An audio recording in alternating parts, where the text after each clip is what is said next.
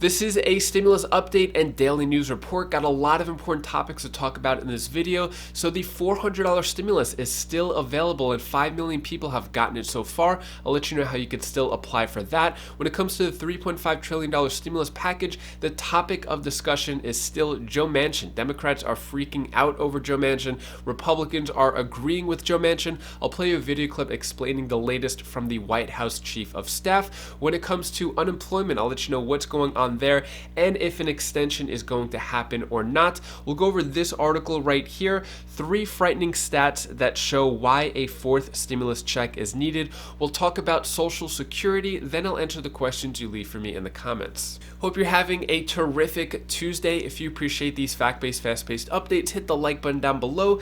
Let's get into it. So, new infections are up 316% from last Labor Day. First responders not rushing to get the vaccine. So, last year was probably one of the lowest points at this time, right before the big spike before flu season. But this time around, this year, we're having another big spike. And when it comes to first responders, what they're saying is, I'm just not taking this one. Nationwide, first responders are resisting the COVID-19 vaccine mandates. Let me know your thoughts on that. Do you think first responders should still have a choice to take the vaccine? Should there be mandates? In terms of other people resisting to take the vaccine, Seattle could lose over 200 cops due to COVID vaccine mandate, report says. So with the mandate, it requires city workers to take the vaccine by October 18th or face termination, and there are 200 cops who are refusing to take the vaccine. Let me know your thoughts on this, about choice, vaccine choice versus vaccine mandate. What do you believe in? Let me know your thoughts on that down in the comments below. Next, let's talk about what's going on with unemployment. This could put the nail in the coffin when it comes to unemployment extension. So, Democrats silent over unemployment benefits cliff, despite some Biden aides sounding the alarm. So, most Democrats, the progressives, up until the unemployment benefits were going to expire, they said that it should be extended. Some Democrats, including Joe Manchin, said that the economy is coming back, we're done with extensions.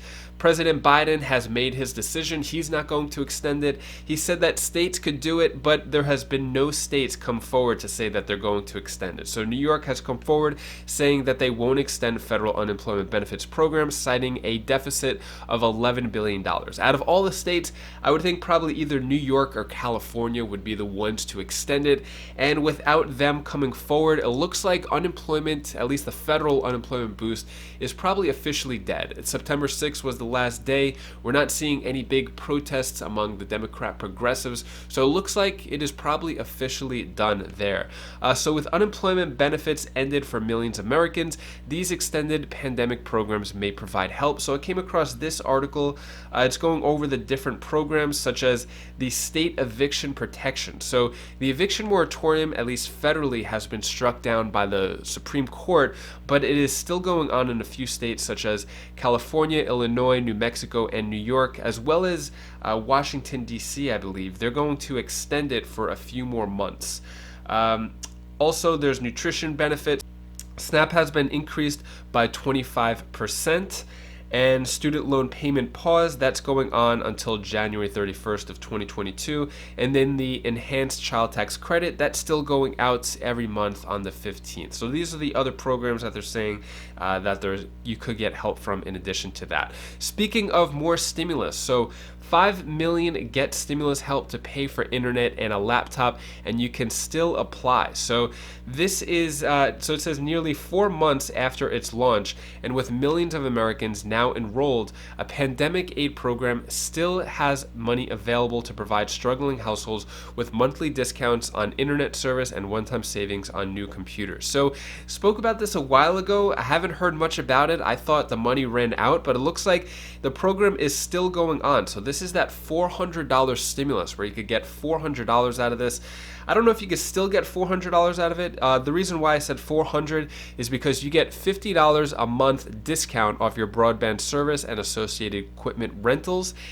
which is your internet. So you were getting 6 months of that, which comes out to $350, or which comes out to $300. Then an additional one-time discount of $100 off of a laptop, desktop, or tablet. Now in the fine print down here, it says the program will end when the fund runs out of money, or 6 months after whichever comes sooner. So when the money runs out or sooner. So I'm not sure how much more time there is, but there's money is still available in this program, and it can't hurt to apply. Let me know down in the comments below. Have you applied for it? Did you get approved? Have you saved the money over the last few months? Let me know your thoughts on that. Next, let's talk about what's going on with this stimulus package that seems to just be taking forever and constantly drawn out. So Democrats are freaking out over Joe Manchin's budget bill rebuff. The White House isn't worried. So when it comes to Joe Manchin, he is just center of attention, and I'm sure deep down inside as a politician, he is loving all of this attention. Democrats are worried about him because him and Kyrsten Sinema are the two people who could completely derail the $3.5 trillion stimulus package. If they're not on board, then that means that there is no stimulus package, and many of the other politicians who have their own pet projects in there, looks like that might not pass as well. So this is causing a lot of problems, but Republicans are actually on Joe Manchin's side. So GOP Representative Kevin Brady says Manchin is asking exactly the right questions on $3.5 trillion budget plan. So many Democrats are calling Joe Manchin a dino, which means D-I-N-O, Democrat in name only, because he sides more with Republicans, he's more in the center. But let me know your thoughts. Do you agree with Joe Manchin? Is there anyone who thinks that Joe Manchin is right about this? Let me know your thoughts on that down in the comments below. Next up is a video clip from Ron Klain, the White House Chief of Staff, talking about how Joe Manchin is persuadable, and also talking about the stimulus package. The bipartisan infrastructure plan passed the U.S. Senate, and the House adopted a rule for its ultimate passage later in September. But this is very specific. And the reconciliation bill, the reconciliation bill, both the House and Senate have adopted the budget structure to pass it, and the House is now in committee markups this week and next week. How are you going to convince Joe Manchin? We're going to continue. We've worked with Senator Manchin at every step of the way. He's been a partner of our administration. He has strong views. Others have views. We're going to work together to find a way to put together a package that can pass the House, that can pass the Senate, that can be put on the president's desk and signed into law. Is he convincible? I mean, you read that. He's very specific, saying that he's worried that that price tag, or even something close to that, is too difficult to pass because of the debt, and even because of inflation. Is that something that's movable? That's why he's very. I think that's why he's very persuadable, because of course this package adds nothing to the debt. Nothing to the debt. It is fully paid for by raising taxes on wealthy people. We've had people become billionaires during the pandemic. They should pay their fair share of taxes. We've had 55 big corporations pay nothing in taxes, though they have record profits.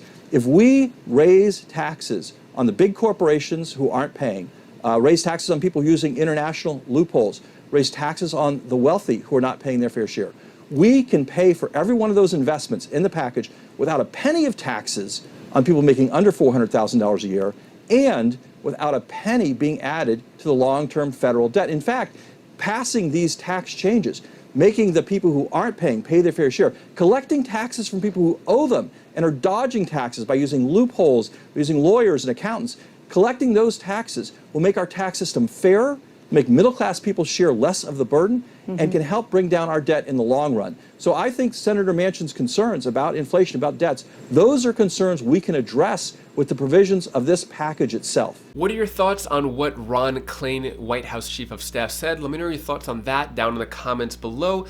And next, let's talk about what about a fourth stimulus check, because I keep getting questions on this. I want to cover this topic and any news that comes out about it. So when it comes to a fourth stimulus check, still not in that $1 trillion stimulus package. We're still waiting to hear the details on that. This article came out. Stimulus update, 3 frightening stats that show why a fourth stimulus check is needed. So what it's saying here, in terms of a fourth stimulus check, the only proposal is the $2,000 per month. There's no one-time proposal for a forced stimulus check. But what it's saying here is 17%. This is the decline in income experienced during the second quarter of 2021 by households who are experiencing food insecurity or housing insecurity. And then 9%. This is the decline in consumer spending in the second quarter compared to the first quarter. So when it comes to consumer spending, this is a big one because that accounts for 70% of our economy. If consumer spending is down, then the overall economy will be down as well. Then 9.4%, this is what the personal savings rate dropped to in the second quarter of 2021. It's down from a high of 26.9% in the first quarter.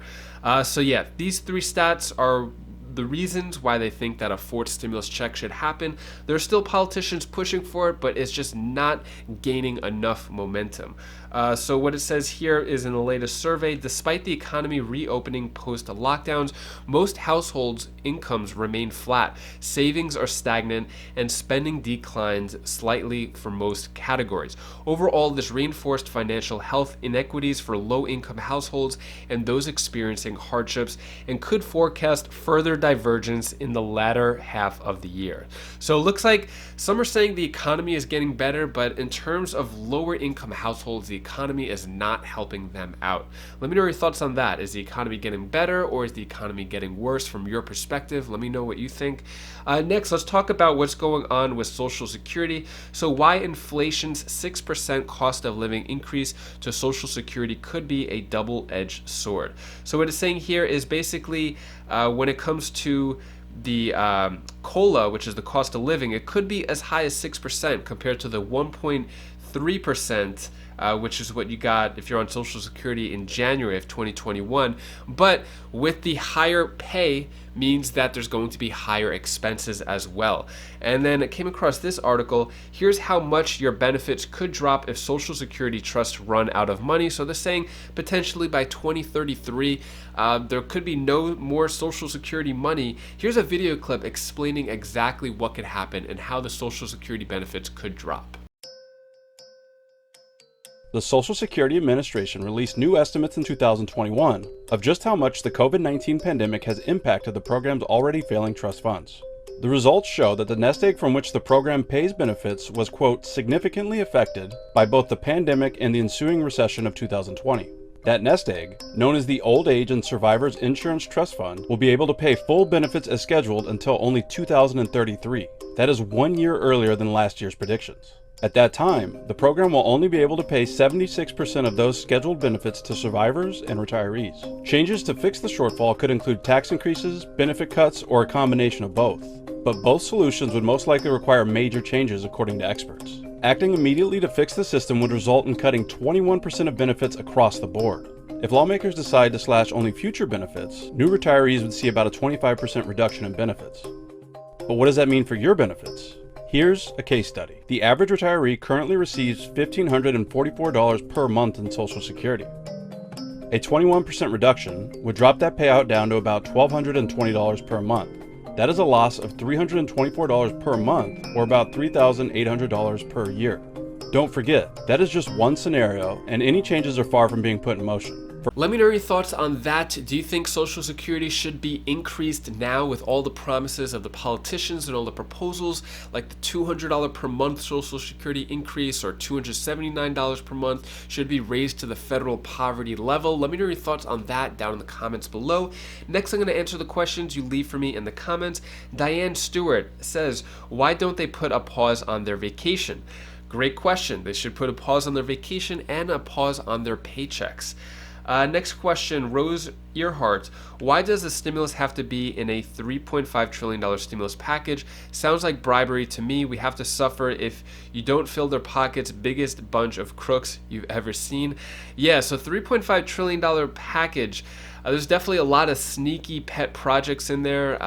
Like for example, Joe Manchin's $1 billion going to his wife's commission, although that's in the first $1 trillion stimulus package. That's probably how they got him on board. So yeah, probably a lot of shady stuff in there.